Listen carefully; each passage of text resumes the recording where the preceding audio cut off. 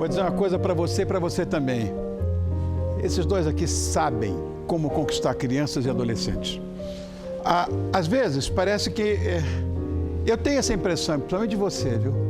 Que você lê a mente da garotada, porque, não sei, olha, eles são verdadeiros amigos dos mais jovens e usam a literatura como ferramenta de transformação do pensamento, através do livro, que são devorados. Isso existe, pode ter certeza. Então nós vamos recebê-los com muita admiração.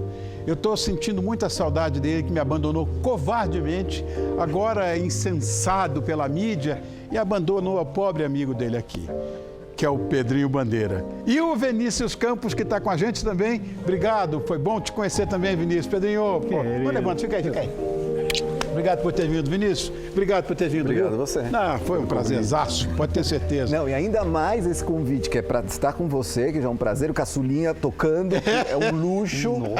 E ao lado de um autor que não só foi um autor que eu li a infância inteira, mas como eu me inspiro o tempo todo para um dia tentar chegar a ser parecido com o que esse homem faz. Que bonitinho. É uma emoção quando eu soube que ele ia estar aqui. Você está com tudo e não está prosa, né? Nós, ratos de biblioteca, eu fui criado assim também. Essa paixão que eu tenho pelo livro, né? E eu tenho que confessar que eu não sou moderninho. Eu não consigo ler um livro de forma virtual. Não existe a menor possibilidade. Eu quero pegar fisicamente nele. Eu quero dormir com ele do lado. E vocês sabem perfeitamente o que eu estou dizendo. Eu sei. Você chegou, inclusive, eu sei, você me falou uma vez que chegou a estudar psicologia para poder falar a esse público, né, infantil. O que é mais interessante nessa parte de se comunicar com uma criança? Através, lógico, daquilo que eu estou falando, que é a escrita. Veja, Rony, quando você escreve porque sim, porque você é um escritor, e o teu livro vai para a livraria, compre quem quiser, você usa a tua cultura e põe o que você quiser lá. Mas quando você escolhe um público específico com o que você quer falar, você tem que conhecer esse público, saber como é a cabecinha dele. Então isso de estudar psicologia, você tem que estudar o resto da vida. Eu continuo atrás para compreender melhor. Eu quero me comunicar com se entrar aqui uma criancinha de 3 anos, eu vou falar assim, ai queridinha, que bonitinho, que vestido bonitinho, como é seu nominho? Se entrar aqui um adolescente, fala, e aí campeão, qual é teu time, hein? Qual é a tua banda predileta? Mas se entrar o embaixador da Transilvânia, eu vou dizer, excelência, eu vou adaptar o meu discurso de acordo com o meu interlocutor. Entendi. Tá? Então tem que conhecer meu interlocutor. Então você tem obrigatoriamente que estudá-lo. Claro que a sensibilidade, a ponta do dedo, você como artista sabe isso, sem a ponta do dedo não existe, mas sem cultura também não dá. É verdade. Também não dá. Então você aprende coisas. Eu agora estou muito preocupado com o nosso país. É o nosso país em que você sabe que a turma é mal alfabetizada. As pesquisas dizem que de cada 4 adultos que se dizem alfabetizados, só um é capaz de compreender bem um texto. Isso é uma tristeza, Rony. Se você já assina seu nome, você já é alfabetizado. Não é verdade. É um conceito absurdo. Não é verdade. É uma idiotice. E uma discussão toda, né, de como o país pode melhorar economicamente. Ele só vai melhorar economicamente quando a gente tiver uma população educada que possa trabalhar para que esse país seja melhor. Quanto mais pessoas educadas a gente tiver, mais pessoas pensando em como resolver os problemas. Não existe exceção a essa regra, Vinícius. Olha, é uma coisa que eu falo sempre, mas por que razão que entra a administração pública, sai a administração pública, a prioridade não é essa, nunca foi. Rony, toda essa discussão do país, você não vê um possível candidato à presidência falando de educação. É verdade. Você vê falando de economia, disso, mas ninguém fala o meu projeto de país é um projeto pensado para 30 anos para formar pessoas competentes e capazes de resolver e levar o país para frente. Não tem. Eu tenho que falar de uma admiração que eu criei em mim por você. Por um trabalho que você faz na Disney de inclusão e diversidade. Porque isso são temas sociais. Isso eu acho que tem um agente complicador para falar com a criança. E você consegue isso, né? Você está numa comissão da Disney que cuida dessa história. Conta para mim, porque foi como eu comecei a ter essa admiração por você. Então, Rony, a Disney é uma empresa de tantos anos que vem, são 90 anos, em que toda a transformação é muito difícil, porque é uma empresa mundial, né, que você não pode brincar com aquilo.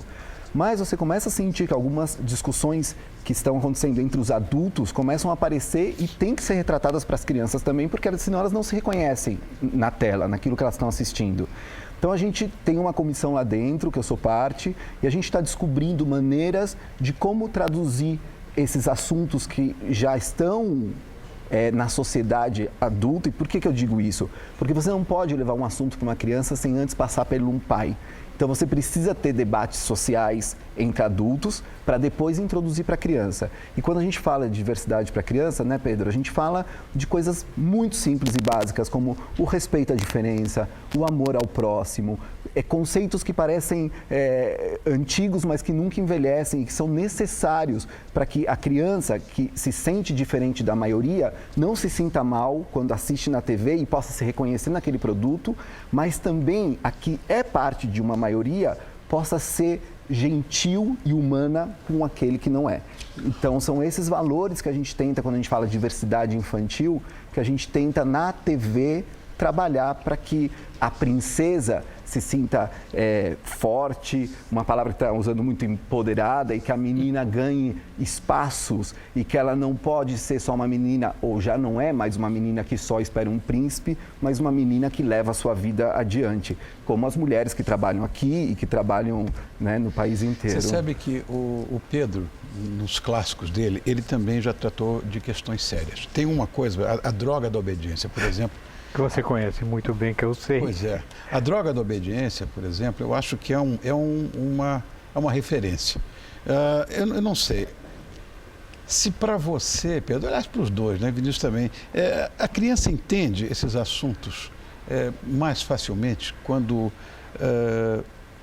você coloca do jeito que você colocou, por exemplo, né, na droga da obediência, entende mais facilmente que os adultos. Me passa isso pela cabeça. Por exemplo, uma idiotice que eu estou falando, mas me passa isso pela cabeça. Ou seja, a realidade é observada por qualquer pessoa. Tem ela 2 anos ou 80 anos. Só que olha de maneira diferente. Então, se nós temos aqui um grupo de adultos e tem uma criança de 2 anos, de repente a vovó começa a voar, todo mundo se assusta. A criança de 2 anos não. Para ela, por que a vovó não voa? Tudo que acontece na vida dela é novo. Para ela, tudo bem, vovó voou. Legal. Então você tem que ter esse olhar da diferença que ela tem. Porque a literatura que eu e o Vinícius fazemos não é qualquer literatura, é uma literatura formadora.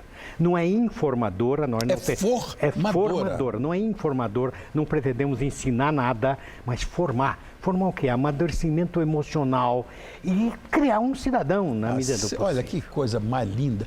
Quando eu vejo esse teu texto, esse teu papo aqui, Pedro, que eu ando tão desiludido com o meu país, eu chego de, pô, nem tudo está perdido. Porque ainda tem vocês, ainda tem quem se preocupe. Rony, eu adotei 3 crianças com meu marido. E quando a gente foi no orfanato encontrar essas 3 crianças, a pergunta deles foi: vocês são o quê? Amigos? Não. Primos? Não. Irmãos? Não. Eu moro na Argentina, impossível ser irmãos. Ele é argentino, meu marido. Nós somos marido e marido. E o do meio olhou, ele tinha 7 anos e falou: isso quer dizer que vocês se beijam na boca? Eu fiz, E ele fez, se beija na boca, se beija. E foi tudo. Olha que Você perguntava isso, né, de como a criança aceita isso. A criança é uma esponja aberta ao mundo, e quando você mostra que o amor e que as coisas são como são e com verdade, não tem preconceito, né? O preconceito a gente cria depois. Claro. Pegando uma carona no que ele está falando, nós tínhamos antes, no nosso tempo, Rony, uma ideia de proteger a inocência, como pretenderam proteger a Rapunzel botando ela em cima de uma torre e não adiantou nada, porque o príncipe subiu lá pela trança. Então não adianta você achar que você está protegendo a inocência, você está protegendo a ignorância, a desinformação. Nós temos que informar tudo, porque ela vai ter que enfrentar na vida todas as coisas que existem. Então a ideia de você, não proteja, coitadinha minha, minha filha tem só 12 anos, é uma criança, não é. Ela precisa ter todo o olho aberto para tudo que existe. Com o cuidado da linguagem para cada idade, que é isso que o Pedro falava, né? Quando é criança de 3 anos a gente fala de um jeito, quando é de 10 de outro. Enfoque, a maneira que você apresenta. Mas olha, tem que abrir Vinícius, todas as portas. Você que está na Disney, esse ano a Disney exibiu Todo mundo viu, né? O primeiro beijo gay em desenho animado. Exato. Star versus as Forças do Mal, não foi Exato. isso? Star Wars versus as Forças muito do bem. Mal. Qual a importância de tratar esses temas com as crianças? Você acha que isso Aí, ó. Aí, ó. um beijo. Ele passa lá no fundo, né? Aí apareceu muito rapidamente. Então, Rony, tem uma coisa de que as crianças, elas estão vendo esse mundo, né? E essa criança, ela pode ter um tio, ela pode ter um pai, que é o caso dos meus filhos, que precisam se reconhecer também na tela. Porque o amor, quando eu era novo, o amor por uma pessoa do mesmo sexo era um absurdo, né? Uma coisa que você tinha que se envergonhar.